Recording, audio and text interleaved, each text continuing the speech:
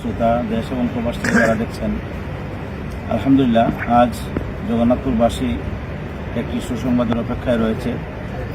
আগামীকাল জগন্নাথপুরে বাংলাদেশের উলামায়ে কেরামের অবিসংবাদিত বীর সিপাহ সালার টানা 3 বছর মজলুম ছিলেন, যিনি তারা নির্যাতিত মজলুম জনতা শাইখুল হাদিস আল্লামা মামুনুল হক সাহেব আমাদের রিকশা মার্কার সমর্থনে বাংলাদেশ খেলাফত মজলিসের প্রার্থী হিসাবে আমাকে এখানে দিয়েছেন এবং আগামীকাল নির্বাচনী সমাবেশে প্রধান অতিথি হিসেবে বক্তব্য রাখবেন আমির মজলিস আল্লামা মামুনুল হক।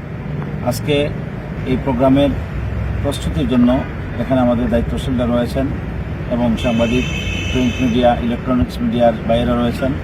আমরা আশা করি যারা দেখছেন দেশ এবং প্রবাস থেকে আপনারা আমাদের জন্য দোয়া করবেন এবং দেশে যারা অবস্থান করছেন এবং আমার নির্বাচনী এলাকার সম্মানিত সচেতন ভোটারবৃন্দ, আমরা আশা করি আগামীকাল আপনাদের স্বতঃস্ফূর্ত উপস্থিতির মাধ্যমে জগন্নাথপুরের ইতিহাসে স্মরণকালে একটি বৃহত্তম সমাবেশ আমরা উপহার দিতে পারব এবং এই সমাবেশের মাধ্যমে রিকশা মার্কার একটি গণজোয়ার তৈরি হবে, যে এই গণজোয়ারের মাধ্যমে 12ই ফেব্রুয়ারি ইনশাআল্লাহ সুম্মা ইনশাআল্লাহ আগামী ত্রয়োদশ জাতীয় সংসদ নির্বাচনে এই আসন থেকে রিকশা মার্কা বিজয়ী হিসাবে বিকেলবেলা আপনাদের মুখে হাসি ফোটাতে সক্ষম হবে। আপনাদের দোয়া চাই, সহযোগিতা চাই এবং আমরা আশা করি আপনারা এতদিন আমাদের সাথে থাকবেন।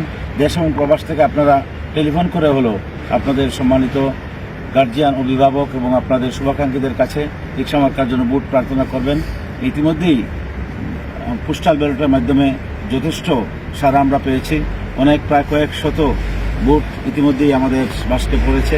আমরা শুকরিয়া জ্ঞাপন করছি যারা প্রবাস অবস্থান করেও সুনামগঞ্জ 3 জগন্নাথপুর শান্তিগঞ্জের উন্নয়নের জন্য এবং একটি পট পরিবর্তনের জন্য বিগত দিনের কার্যক্রমের একটি ধারাবাহিকতা রক্ষা করার জন্য রিকশা প্রতীককে আপনারা চয়েস করেছেন।